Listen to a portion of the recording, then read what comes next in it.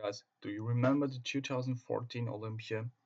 Something very rarely seen on stage happened at this year. You probably already know it, at least when you see the scene, but I will play it and I will talk about the serious topic today.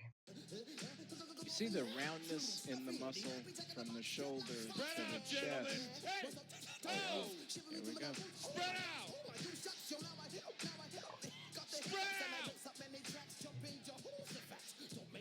So nearly a fight broke out on the stage, and they even had to put Dennis Wolf in between of them There's John Jones to when you need calm it. this thing down. And so I go to the topic of this video. What sparked Kai's fury? The Predator reveals his reason. I mean, why he was so aggressive and emotional on this contest. He answered it. And I think this is a great article of MD written by Peter McGuff, who is known for his great writing skills. And you probably are interested in this. So just listen. Like we all know, and like I showed you the video, there was a face-off, with Phil Heath at the 2014 Mr. Olympia. It already started at the Olympia press conference. That the disrespectful talk of Kai Greene towards Phil Heath, the reigning champ, and a lot of people, when you just saw the Olympia itself, you probably thought yourself, I mean, what's going on? Why is Kai that way? Why is so aggressive? Why is so disrespectful? But in this interview, Kai revealed it. Just listen. So you have to know that in 2012 they made Generation Iron, so they filmed it in that year, and 2013 it came out. So when they filmed it in 2012, Kai Greene was basically the star of the movie. He was shown as the Rocky of bodybuilding, and Phil Heath was more shown as a cocky champion. Okay, it reminds me a little bit of Rocky Balboa. I have to tell you how it is. Kai Greene, a guy who already won the Arnold Classics several times, was going to win, was going for a win in 2012, and they filmed it all, so it was a real life documentary type of movie. It was a movie, but it was still a real life documentary. So they made Kai a bit of the star, but in the end, he lost the 2012 Olympia. And the thing was that he said that he was so much into the movie in that year that he sometimes lost a bit of focus on his, pathway to the Sandow Trophy because they filmed him so much. They had contracts with him. He sometimes he even said it himself. He used heavier weights than he would usually do or than he could normally do, just because to look good on camera. So he basically told Peter that. So he was more, the Generation Iron thing and 2012 thing. Even to Kai Greene, for myself, he looked great. He really looked great in that year. He could won the contest for me in 2012. But he said he was more, an actor than only an athlete that is preparing for the Olympia itself. So he wasn't, when he talks about it now, he is referring to another person.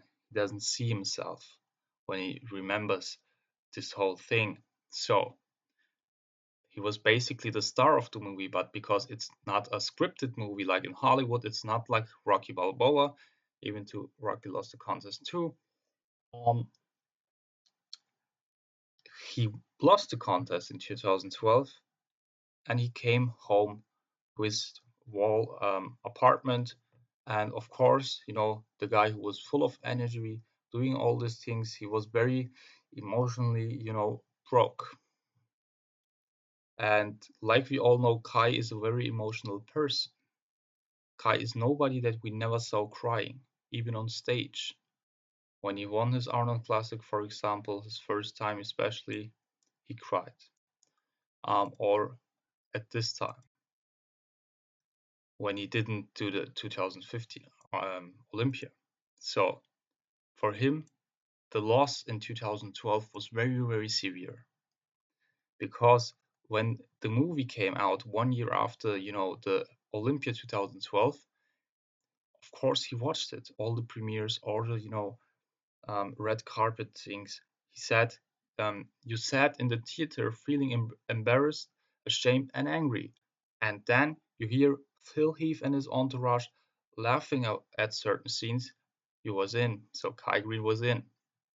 So a personal, a emotional guy like Kai Greene, when he saw other people laughing about him, especially his rival and his entourage or fans, um, he was very, very, sad and angry and ashamed and embarrassed. So he's not blaming Generation Iron because they were making a movie. They wanted drama, they wanted storylines, but it still, wasn't good for Kyrie that a lot of people made fun of him. Okay, probably not only because of Generation Iron, but because of his past, especially before his, pro bodybuilding career, but that's another topic.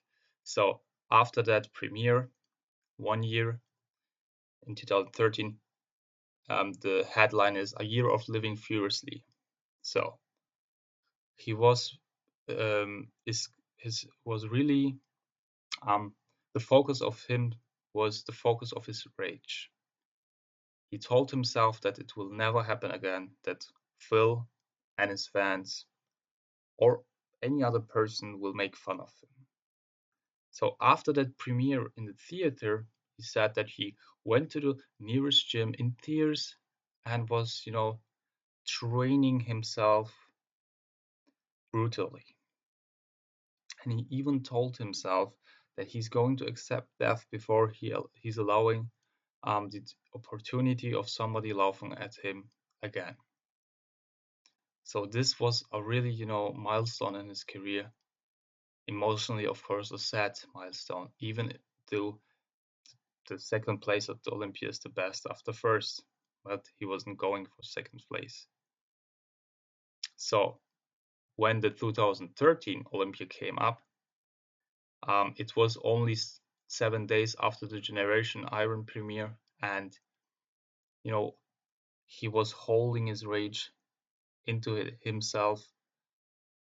Also, he was feeling the hurt, but he still didn't do any um, terrific things or mysterious things, crazy things. But in 2014, it says the pyrotechnics exploded.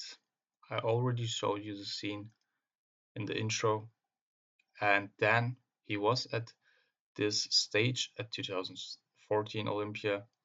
And like I said, in 2012 he was a star of the movie. He lost the contest in 2012, and in 2013 he lost it again. So in 2014 he was so, you know, emotionally fucked up that he couldn't hold his emotions for him, but he showed it openly. And at this scene I showed you, he even said, "Let's get it on now, motherfucker."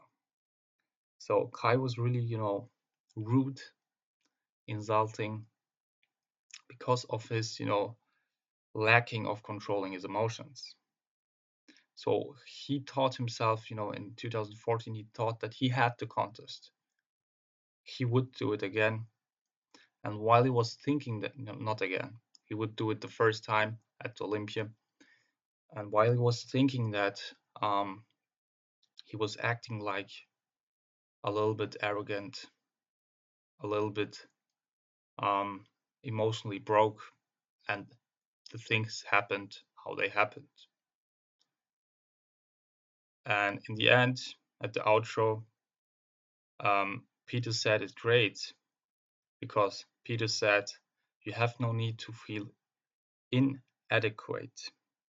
I think that you achieved, what you achieved in your life with where you came from is monumental. Take it from an older guy. If people hurt you, it's because you let them. That's very, very true. Don't let them. Just ignore unkind comments or gestures because it's coming from outsiders, people who don't really know you. It almost makes me laugh when you use the word inadequate because very few people have made of their life what you have achieved coming from the start you had. And then it says, at that point, interview closed, save for the closing pleasantries. So I'm totally, with Peter at this topic because, Kai Greene, in the end, he was the second best bodybuilder in the world. So nobody, he shouldn't um, let his emotion driven or drive by nobody. I mean, who the fuck could talk shit behind him? Or why he should be offended when he is already the second best bodybuilder? Of course, maybe when Phil says something, it's not positive for him, but all the others, I know it in the internet, and in this article, it's only the Generation Iron thing, the 2014 scene is the topic, but we all know Kai, we all know his past. There, some different things happened. The Grapefruit story, the dancer story, a lot of things. What's not topic in this video, which a lot of people made fun of. When you look at all the social media, and I think because Kai being such an emotional person, um, he maybe lost even his hope. In 2015, he didn't even compete. I think that he thought that he didn't get the respect he should get for the things he achieved already. And this year he won't. It seems like he won't compete again. Of course he's qualified, but that doesn't mean anything. Last year was qualified too. We don't even know if he signed a contract this year. At least the Olympia or the IFBB didn't say anything positive or negative. So, but I hope that one day Kai will come back and will do his best, will show his best body that he ever showed on his professional bodybuilding career. So subscribe to my channel. Maybe you understand Kai Greene more. Of course, this is not an excuse for his acting at the 2014 Olympia on stage, but you, of course, maybe you should know what made him do it. Okay, so check me on Instagram too. It's Deniz Lifestyle. Like I said, right now I don't have much bodybuilding topic, but I go through a certain transformation which nobody knows of. Maybe five guys in the world, and in a couple of weeks, a lot of pictures will come. So this page will start, being active. So you can subscribe it already on Instagram.